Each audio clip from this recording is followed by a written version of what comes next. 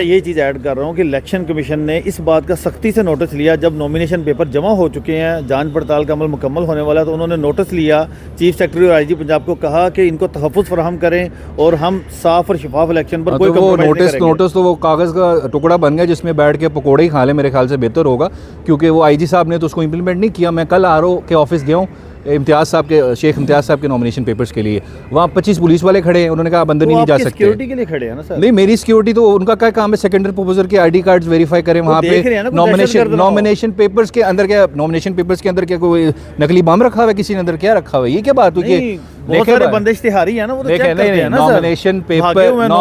Nomination paper जो है ना, उसको वेरीफाई करना आरओ का काम है, इलेक्शन कमीशन का काम है, पुलिस का काम नहीं है कि वो वेरीफाई करें कि आप नॉमिनेशन पेपर में क्या लिखा है, किसके सिग्नेचर ठीक है गलत है, ये इलेक्शन कमीशन का काम है। उनका काम है लॉ एंड ऑर्डर मेंटेन करना, वो वहाँ पे मेंटेन करें। आपकी बात दुरुस्त है, वो देख रहे हैं कि 9 मई के जो इश्तिहारी हैं वो भी पकड़े नहीं जा रहे, तो उनको वहाँ पे तो 70 लोग थे, तो सारों के चेक करें, जो अंदर जा रहे हैं उन्हीं का खाली चेक करना है उन्होंने।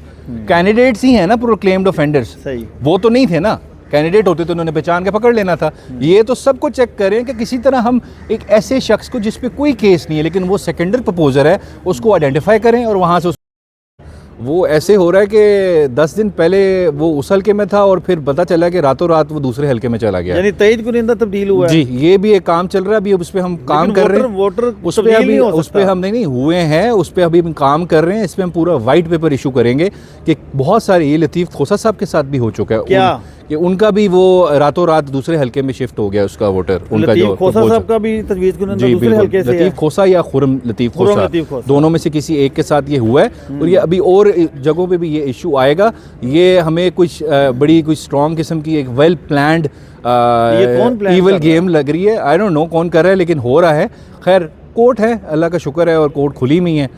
वो कहते हैं ना, doors of justice will always remain open, तो दे आर ओपन। यानी लाहौर से तो फिर जो इमरान खान है वो तो बाहर हो गए, लाहौर से तो इलेक्शन नहीं लड़ेंगे। नहीं, देखें, अगर उनकी अपनी गलती की वजह से वो बाहर हों तो अलहदा बात है, लेकिन किसी इविल डिज़ाइन की वजह से उनका रातों रात प्रपोजर कहीं और चला जाए तो उसकी गलती हमारी तो नहीं है, हम तो उस पर फाइट करेंगे, कोर्ट में जाएंगे, हाई कोर्ट आएंगे, बिल्कुल ट्रिब्यूनल में जाएंगे। अगर ऐसा कुछ ऑर्डर हुआ जिसमें हमारी गलती नहीं है, किसी और की चालाकी की वजह से अगर बाहर करना चाह रहे हैं टेक्निकल नॉकआउट, तो हम ज़रूर जाएंगे हाई कोर्ट पर, अपना राइट एक्सरसाइज करेंगे। खान साहब के सबसे बड़े मुखालिफ नवाज शरीफ हैं, मुस्लिम लीग नून है, और बार बार ये कहा गया कि नवाज शरीफ पर लाइफ टाइम बैन है, इलेक्शन नहीं लड़ सकते। अब जब नवाज शरीफ ने नॉमिनेशन जमा करवाए तो लतीफ़ खोसा साहब से मेरी बात हुई, पीटीआई के और बंदों से भी, उन्होंने कहा कि हमें डायरेक्शन है, हम नवाज शरीफ के नॉमिनेशन चैलेंज नहीं करेंगे। अच्छा, मुझे इस चीज़ का नहीं पता कि कोई डायरेक्शन है कि नहीं है, लेकिन अगर मैं खुद होता तो ज़रूर ऑब्जेक्शन रेस करता अगर वो डिसक्वालीफाइड हैं, और मेरी नज़र में अभी हैं, क्योंकि सुप्रीम कोर्ट की जजमेंट कहती है कि वो जो बैन है फॉर लाइफ है, वो आइन की तशरीह करके उन्होंने कहा।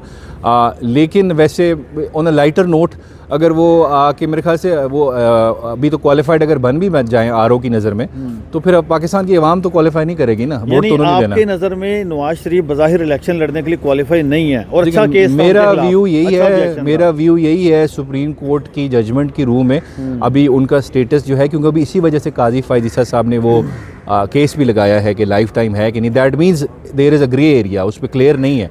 मेरी इंटरप्रिटेशन यही है, आर्टिकल 62 में तशरीह जो सुप्रीम कोर्ट ने आइन की थी वो यही कहती थी कि जो ये डिस्क्वालिफिकेशन ये लाइफ टाइम है, लेकिन वो इधर से आ भी जाएँ, लेकिन पाकिस्तान की अवाम ने भी क्वालिफाई नहीं करना ना। आपने अभी एक बात की, इलेक्शन कमीशन पर इल्ज़ाम लगाया कि इलेक्शन कमीशन पीटीआई के साथ इम्तियाजी सलूक कर रहा है। इल्ज़ाम नहीं लगाया, मैं तो फैक्ट्स बता रहा हूँ। अगर इसमें अच्छा मुझे बात बताएं ना, ये यहाँ पे पुलिस गर्दी चली हुई है, पंजाब के अंदर माफिया बना हुआ है, पुलिस नॉमिनेशन पेपर्स छीन रहे हैं, उसके अलावा लोगों को आरओस को नहीं स्टैंडर्ड प्रपोजर को अंदर नहीं जाने दे रहे। इलेक्शन कमीशन की हदायत हैं, उनको बिल्कुल जूते की नोक पे रख के पुलिस वायलेट कर रही है। वहाँ पे कोई कंटेम्प्ट ऑफ कोर्ट का, कंटेम्प्ट ऑफ इलेक्शन कमीशन का नोटिस नहीं इशू हो रहा। यहाँ पे एक तकरीर करने पे या मुंशी कहने पे आपने ट्रायल स्टार्ट कर दी है, जेल जाके आप उन पे चार्ज फ्रेम कर रहे हैं, तो ये क्या है? इलेक्शन कमीशन की मुनाफकत है, समझ से बाहर है। आई कांट कॉम्प्रीहेंड कि ये क्या चल रहा है इलेक्शन कमीशन में। एक पार्टी को वो पूरी कोशिश कर रहे हैं ना किसी तरह से रिप्रेजेंट ना हो सके वो नेशनल असम्बली में, किसी ना किसी तरह हम उनके कैंडिडेट्स को कहीं परेशान करें। ये तो देखिए, उनसे पूछें जो हमारे 5 मेंबर, 4 मेंबर्स और एक चीफ इलेक्शन कमिश्नर है कि वो क्या सोच रहे हैं। पहले सिंबल ले लिया और हालांकि कानून में गुंजाइश मौजूद नहीं थी इनके पास इस तरह, वो सिर्फ पेनल्टी इम्पोज कर सकते थे सेक्शन 208 के तहत, लेकिन अब फिर जजमेंट इम्प्लीमेंट नहीं कर रहे कहते हैं हमें काम नहीं करने दिया जा रहा। आप पार्टी थोड़ी हैं, आपका काम है इलेक्शन कराना फ्री एंड फेयर, सिंबल्स ले रहे हैं। अच्छा, पार्टी को डिसएंफ्रेंचाइज कर रहे हैं। आपने जब से मैंने ये देखा है कि कागजात नामजदगी जमा हुए हैं, उस दिन से लेके आज तक आप हर रोज़ कोई ना कोई दरख्वास्त लेकर आ रहे हैं। कभी एक उम्मीदवार से कागजात छीने जाते हैं, कभी दूसरे का तजवीज़ कुनंदा गायब हो जाता है। हर दूसरे दिन आपकी 3-3, 4-4 पटिशनें लगी होती है। अब तक कितनी की पटिशनें आपने दायर कर दी हैं? यार अब तो इतनी हो गई हैं कि अब हमें याद भी नहीं कोई है। अंदाज़ा नहीं? मेरे ख्याल से 3-4 दर्जन तो हो गई होंगी केस। दर्जन? हाँ, दर्जन हो गई होंगी। और ये देखिए, मैं कभी भी ना कर सकता अगर मेरी जो साथ टीम है, ये जैन साहब हैं खड़े हैं आप पे, ये राय साहब खड़े हैं, ये हमारे जो इवन जो क्लर्क्स मेरे ख्याल में जो भी आपने पटिशन दायर की उसमें आपको रिलीफ मिला है यार। पीटीआई के मेरे ख्याल से 98% हमें लाहौर हाई कोर्ट मिल रहा है। रिलीफ क्या, हमारा राइट है, नॉमिनेशन पेपर भी हम जमा ना कराएंगे, कौन सा रिलीफ होता है? हमारा राइट है। वो डिनाई कर रहे हैं तो हमने कोर्ट में जाना है, क्या करना है? हम कोर्ट प्रोटेक्ट कर रही है, इन्फोर्स कर रही है हमारा आर्टिकल 17 का राइट टू कंटेस्ट इलेक्शन। ये रिलीफ नहीं होता। देखें, अब एग्जीक्यूटिव या इलेक्शन कमीशन अगर कानून के मुताबिक काम नहीं करेगी तो हम कहाँ जाएंगे? हमारा राइट अगर वो वॉयलेट करेंगे तो हम किधर जाएंगे? हमने तो कोर्ट ही जाना है। अटेम्प्ट लगने का ना खतरा हो आप पर। किस चीज़ का? जैसे मेयर साहब पर भी सुप्रीम कोर्ट में कंटेम्प्ट। मैंने सुप्रीम कोर्ट के बारे में क्या बोला? नहीं, आप उन्होंने भी नहीं बोला था। वो तो फिर अब सुप्रीम कोर्ट को बताएंगे ना। केस करना क्या, अगर देखें अपना राइट इन्फोर्स कराना या उसके लिए पटिशन फाइल करने पे कोई कंटेम्प्ट आप पे दायरा लगाता है तो खुशी से लगा ले। मेरे ख्याल से ये इन चीज़ों से घबराना नहीं चाहिए। आपको राइट हो, कानून और आइन के दायरे में रह के आपको अपना राइट एक्सरसाइज करना चाहिए। अदालतों की आप इज्जत करें, जजिस को स्कैंडलाइज ना करें, लेकिन अपना राइट एक्सरसाइज करने के लिए आपको कंटेम्प्ट या इन चीज़ों से परेशान होने की जरूरत नहीं। देखें, इलेक्शन कमीशन की हरकत से तो यही लग रहा है कि वो बाहर करना चाह रहे हैं, लेकिन अल्लाह का शुक्र है कि यहाँ पे कोर्ट्स हैं और बाकर नकवी साहब जैसे जजेस मौजूद हैं। तो हमने वो पटिशन कर दी है। पहले उन्होंने ये ऑब्जेक्शन लिया था कि आपकी पार्टी का कोई सिंबल नहीं है, क्योंकि वो ECP का फैसला आया हुआ था।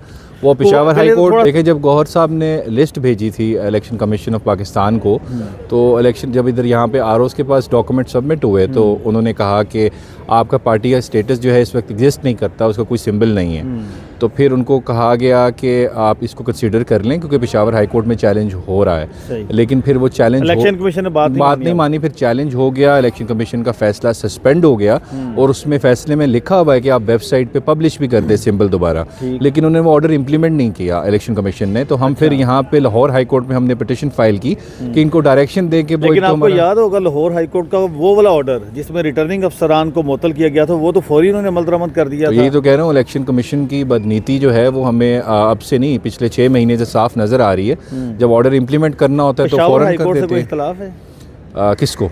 इलेक्शन कमीशन को। तो उनसे पूछे ना। हाई कोर्ट से इख्तलाफ आपका हक है, आपको हो सकता है, लेकिन उसका ऑर्डर तो इम्प्लीमेंट आपने करना होता है ना। नहीं तो फिर कंटेम्प्ट ऑफ कोर्ट हो जाती है। आर्टिकल 201 में आप पे बाइंडिंग होती है जजमेंट या ऑर्डर जो हाई कोर्ट का होता है। ऐसा कुछ नहीं होगा, हमने पिटिशन टाइमली कर दी है। अब हमारा जो वेस्टेड राइट है वो प्रोटेक्ट हो गया, एक तो पेशावर हाई कोर्ट की जजमेंट आने के बाद, और प्लस हमने यहाँ पे जो पिटिशन कर दी है। तो अभी वो अगर टाइम ये इलेक्शन कमीशन बहाने निकाल के, मुझे नहीं लग रहा वो करेगा क्योंकि यहाँ पे अब कोर्ट में चैलेंज हो गया है। अगर आगे भी वो ले जाए तो that will be their fault और उसकी वजह से हम सफ़र नहीं कर सकते, हमारा वेस्टेड राइट क्रिएट हो चुका है। ये भी तो आपको कहा कि आपको पेशावर हाई कोर्ट से ही रिज्यू करना चाहिए था। ये मुझे तो समझ नहीं आ रही उनकी मंतक। मतलब प्रोविंशियल असम्बली पंजाब की सीट के लिए मैं पेशावर हाई कोर्ट कैसे चला जाऊं? इस वजह से ये तो इलेक्शन कमीशन वाली बता सकते हैं कि कौन से कानून की वो प्रोविजन पढ़ के बता रहे थे। यहाँ की सीटें हैं, यहाँ ROs बैठे हुए हैं, यहाँ का प्रोविंशियल इलेक्शन है, तो हमने यहाँ पे ही जाना था लाहौर हाई कोर्ट में, क्योंकि स्टेटस अब बहाल हो गया in view of the judgement of the Peshawar High Court. तो इनको उसको एंटरटेन करना चाहिए, पब्लिश करना चाहिए। पता नहीं क्या लेके क्यों बैठे हुए हैं। मेरी भी